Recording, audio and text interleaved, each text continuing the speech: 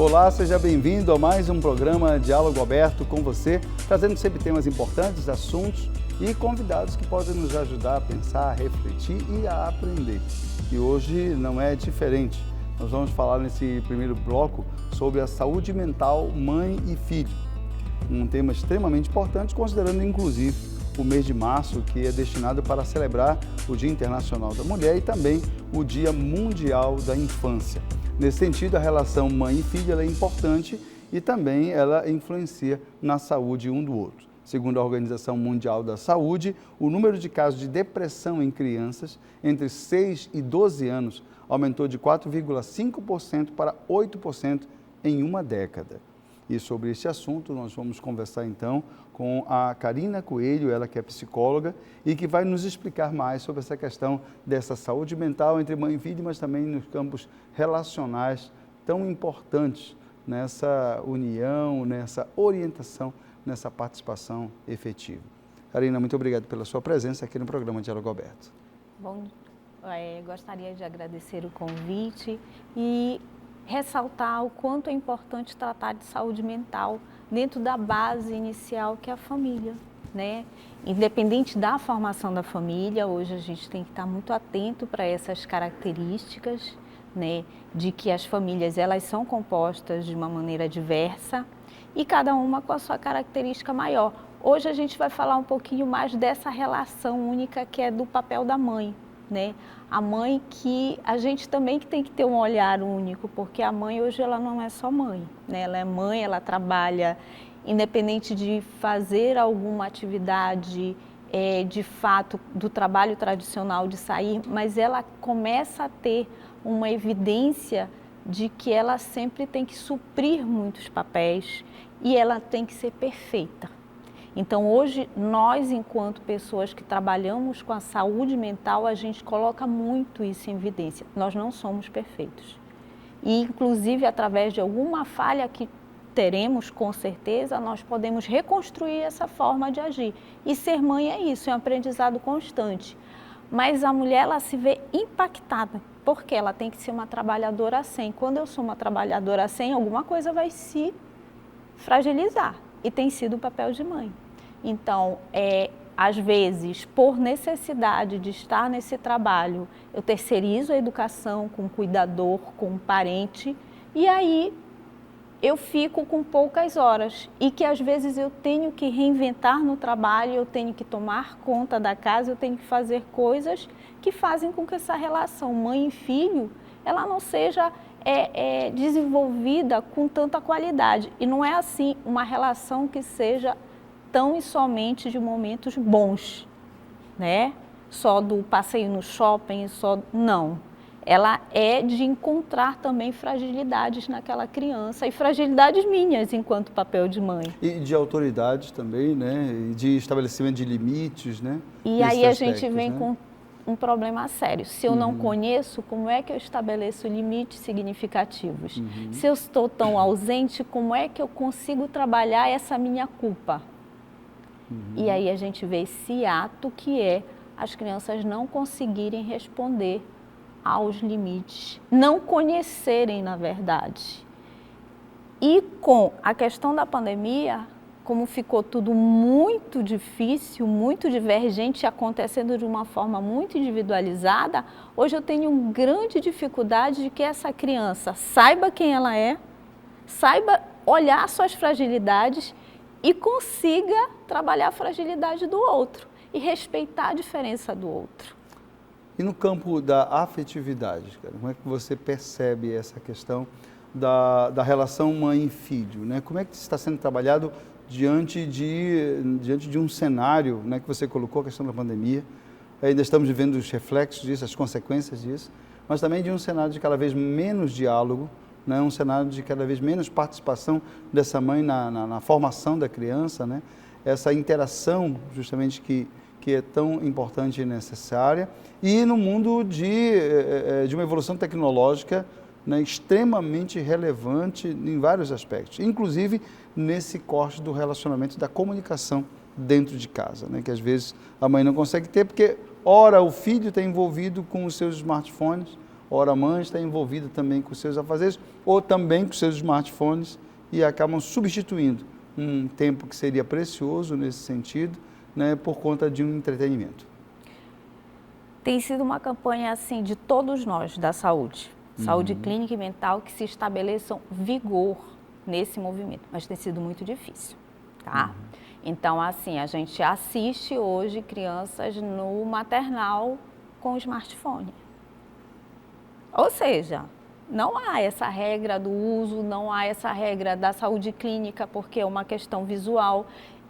Se trabalha, nós temos na nossa rede o integral, se trabalha inclusive que a criança não almoce, né? Ela faça a relação dela com as crianças, não almoce olhando o smartphone, porque isso era já uma referência desde que ela começou. Então, aquele teu desenvolvimento alimentar, que passa do líquido, pastoso, para a comidinha, de fato, que você tem que mastigar, você não... Isso, assim, começa com dano clínico, porque se tu mastigas sem, vamos dizer, atrelar isso a uma atividade tua, a um sabor, a um cheiro, a uma memória de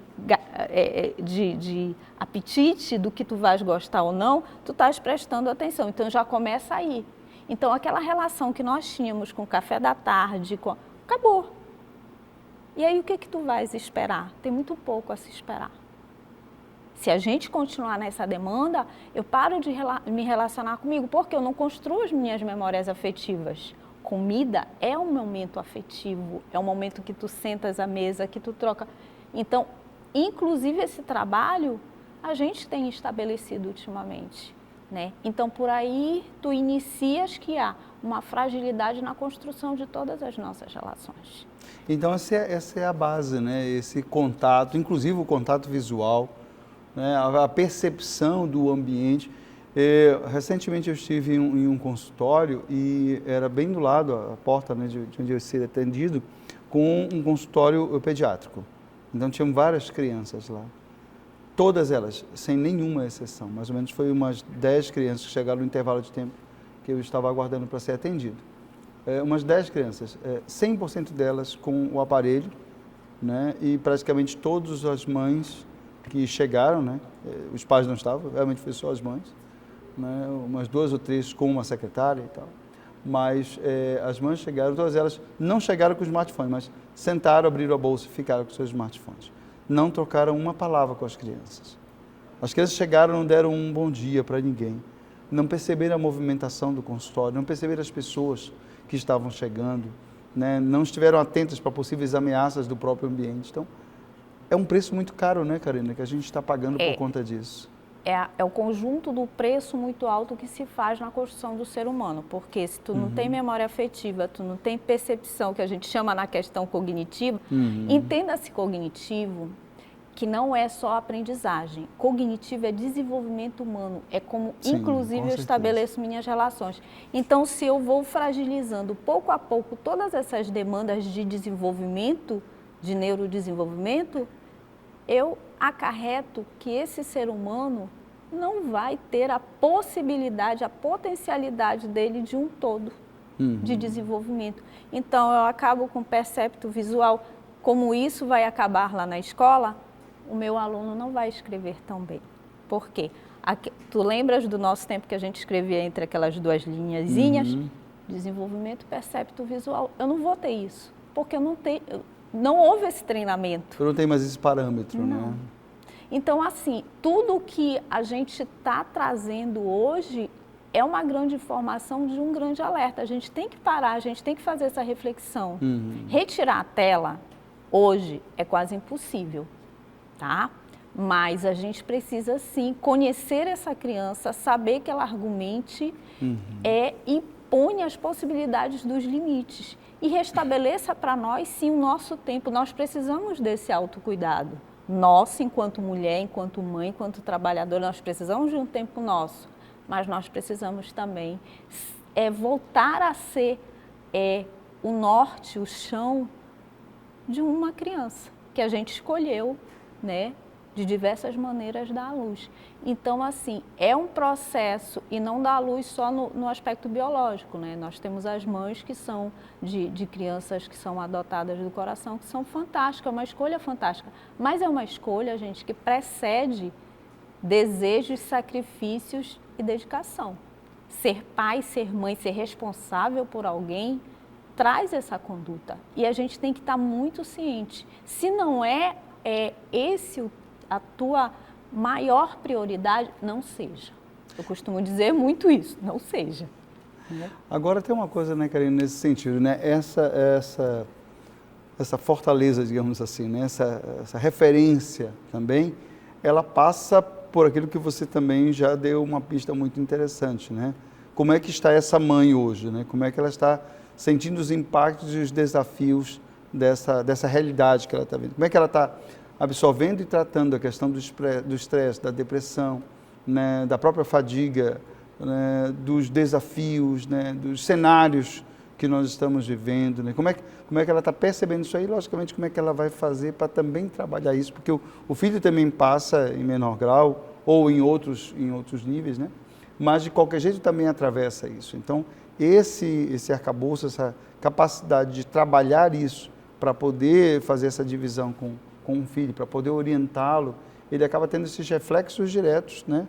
Daí de famílias que não foram, por exemplo, pensadas, né? Não foram estruturadas, né? E que acabam, às vezes, se fragmentando, né? E ficando, às vezes, a cargo apenas da mãe o cuidado nesse aspecto, né, de desenvolvimento dos filhos, né? Então, como é que se trabalha isso? Como é que essa mulher hoje, que se percebe muitas vezes sozinha, né, ou sem um companheiro, alguém que possa realmente ajudá-la nesse desenvolvimento, né, e nessa divisão também de responsabilidades em relação ao desenvolvimento dos filhos, né?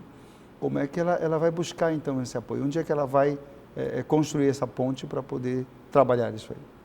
Sempre, em todos os momentos, se tu fizeres um olhar histórico, social, a mulher sempre foi muito solicitada, né? E ela não pode falhar. E hoje, muito mais, né? Hoje, a mulher que não tem uma atividade produtiva, o trabalho de casa não se fala. O trabalho de casa, eu digo, é o pior trabalho que tem, né? Mas ninguém valoriza. Então, são momentos que para nós são muito difíceis. Por quê? Porque vem um preconceito nosso mesmo, da própria mulher com outra mulher, que você não tem significado. Você tem. E aí traz para nós um pesar muito grande, porque a gente começa a se fragilizar tanto e a gente vai se perdendo no papel de mãe. Na atual construção, eu te digo que todos os adultos, eles precisam de um olhar e eles precisam de uma autorreflexão, de um autocuidado. Nós estamos todos muito fragilizados, as nossas respostas são muito ruins, tanto verbais como não verbais. Você não sabe mais se escutar nem escutar o outro. E esse papel da mulher ficou mais prejudicado. Se ela é uma mãe solo ainda, ou é uma mãe em que há ainda um companheiro tradicional em que diz que ele prioriza outras atividades que não a de ser pai, a de ser divisor, né? Dentro de todo esse processo de educação e de manutenção da casa, pior ainda. Porque ela se sente ainda mais frustrada e perdida. E isso é algo que a gente ainda tem muito presente, independente se a mulher tem um status financeiro pelo seu trabalho, um status social pela sua profissão. Isso ainda é cobrado. Se alguém entra na casa de uma mulher e está bagunçado, ela pode ter o melhor salário, ela pode ter o melhor emprego. A culpa é dela por ser desorganizada. Mas ninguém, inclusive outra mulher, não pergunta e diz: quantas horas você trabalhou? Você conseguiu dormir? Você passou quanto tempo estudando? Isso traz culpas muito significativas. Quer dizer que a gente não vai conseguir, a gente vai oscilar. Isso é normal do ser humano. O que nós não podemos perder, que é o que nós perdemos, e nós precisamos ressignificar, é esse olhar para mim e para o outro. É saber te ouvir, é saber te escutar. Diferenças nós vamos ter, mas nós temos que atribuir a cada um o seu valor. Isso nós estamos, e no papel da mulher solo ainda é mais difícil. porque ela é muito mais solicitada, porque ela tem que manter uma casa, ela tem que manter um filho, e às vezes ela explode, porque ela diz, eu não aguento mais. E aí esse menino, se ele não tiver essa percepção de que a mãe está cansada, de que a mãe é responsável única por ele vai tirar proveito disso. E aí ele começa a se desestruturar. Às vezes não é nem pela questão de ter uma má formação e tudo mais, mas porque ele vê hiatos. Ela trabalha muito, ela está muito cansada, ninguém vem para apoiar. Criticar sim, na grande maioria das vezes. Julgar sim, mas não para apoiar. E aí ele vai por entre os dedos e se esvaindo, porque ele vê hiatos da presença dela. E isso tem resultado, né? O impacto que nós temos visto é cada vez mais crianças com maior dificuldade, por exemplo, de fazer uma elaboração dos fracassos, né? Desses momentos em que ele não consegue avançar, isso se traduzindo em depressão, em ansiedade, muitas vezes traduzindo inclusive em autolesão, tentativa de suicídio. Então a gente percebe que tudo isso acaba sendo um reflexo desse desequilíbrio, né? Dessa questão toda que precisa ser revista. Aí, partindo desse pressuposto, Karina, então, a mulher precisa então se perceber não só como mãe, né? Mas como mulher também, né? E valorizar inclusive aquilo que ela possui, né? Os talentos que tem, mas se ver também dentro desse aspecto não apenas como um ser que vai refletir no outro, mas em si mesmo, né? Esse olhar realmente para as suas necessidades também, as suas fragilidades, né? Mas também as suas potências, né? Acho que a gente pode caminhar por esse raciocínio. Pode, e a gente tem que ter essa noção de que a gente constrói dentro do nosso melhor, né? A gente pode melhorar a cada tempo, mas se respeitando muito. Essa crescente, o que acontece quando eu fragilizo essas relações? Eu tenho hoje crianças que não gostam de sofrer, crianças que não conseguem administrar obstáculos. Dentro da linguagem técnica a gente chama, conforme você vai crescendo, você vai aumentando suas habilidades socioemocionais. São aquelas que vão te ajudar com os teus afetos e lembre-se, afeto não é só amor. Sim. Afeto é raiva, todas as coisas que nos pontuam, que nos fazem. A raiva é ruim. Inclusive características do próprio temperamento, né? Exatamente. Né? Mas que você aprende ao longo do seu desenvolvimento, com a habilidade socioemocional, colocar cada um no seu devido momento e com o seu devido limite. Se eu tenho essas relações que não constroem limites, que não me auxiliam e não fazem com que o meu repertório de comportamento tenha formas de ter habilidade para evidenciar diferenças e tudo mais, o que acontece? Eu vou começando a fazer as clínicas. A clínica da ansiedade, a clínica da... Porque o obstáculo parece muito maior e a gente vê uma referência que, na verdade, muitas das vezes quando tu vais perceber o histórico, fazer a tua anamnese, o teu menino, né, simplesmente ele não consegue se organizar.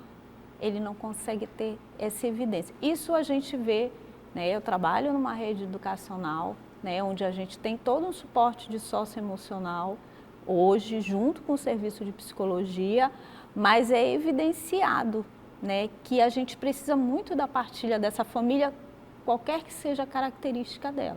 Se nós não nos aliarmos, enquanto vocês que trazem informação, escola, família, sociedade como um todo, nós vamos viver momentos nós já vivemos, mas nós vamos viver momentos muito mais difíceis. E potencializando isso também, né, Karina, é o caso justamente da questão da saúde numa percepção mais, digamos assim, mais completa, né? Não uma saúde específica, né, no aspecto, por exemplo, biológico, né, fisiológico, melhor dizendo, mas a saúde inclusive no contexto da saúde mental, da saúde emocional, né? Como lidar com esses sentimentos que hoje estão mais presentes, né? Nós temos aí a possibilidade de uma consulta quase, que você pode fazer pelo Google e por outras plataformas também, e que nos trazem diagnósticos que não são aplicados para você, né, mas de uma forma geral, e às vezes a gente assume aquela condição, né, se define dentro da situação, mas não percebe as nuances que fazem parte da tua história pessoal, nas tuas experiências, né, daquilo que vai construindo o teu aspecto como um todo na formação da tua personalidade. Né? Então, é também um risco muito alto quando a gente passa do campo do relacionamento com outro, com um profissional, né, ou dentro das pessoas que a gente confia, que a gente ama, para partir para uma análise fria, muitas vezes que sai apenas como uma média, mas que não se aplica às questões pessoais, né? A gente na escola e na clínica é muito comum a gente, na clínica a pessoa já entra com artigo, né, com todas, de uma forma, não que não seja uma informação que a gente deva ler e evidenciar, Certo. Mas não é. As características são muito individuais. Quando se trata de saúde mental, muito mais, né? Então, a gente traz, e a minha experiência na clínica, eu sou da clínica antes de ser da escola, é algo que evidencia muito isso. E eu delimito muito bem. A psicologia escolar tem né? E isso às vezes não é entendido. A presença do psicólogo dentro da escola é quando você vê um processo de desenvolvimento cognitivo que por algum movimento não está, mas é diferente da visão do psicólogo que trabalha na clínica, que tem uma outra percepção e vai ter uma abrangência muito mais elaborada até pelo tempo. A escola ela é coletiva. Qual é hoje o grande gancho da questão da coletividade na escola? É você fazer com que essas pessoas voltem a se olhar, voltem a ter diálogos realmente que se estabeleça respeito, significado para cada um. Hoje nós precisamos, mas eu preciso também lá atrás de uma família que nos apoie nesse trabalho e também contribua para ele. Ou seja, tudo está encadeado, né? Há um processo de reflexo nessas questões todas, né? Tem. E nessa questão educacional, você falando dessa questão, claro que há diferenças, por exemplo, numa escola que é de caráter particular, né, em que você escolhe a escola de acordo com os seus atributos, verifica se você também tem condições de poder responder financeiramente para esses aspectos que você gostaria, mas muitas vezes na escola pública você não tem essa escolha, né? Às vezes é a única escola perto do teu trabalho, ou às vezes a escola é o caminho que oferece a alimentação que não tem em casa, ou que não tem essa preocupação, porque às vezes a mãe trabalha fora, o pai está ausente.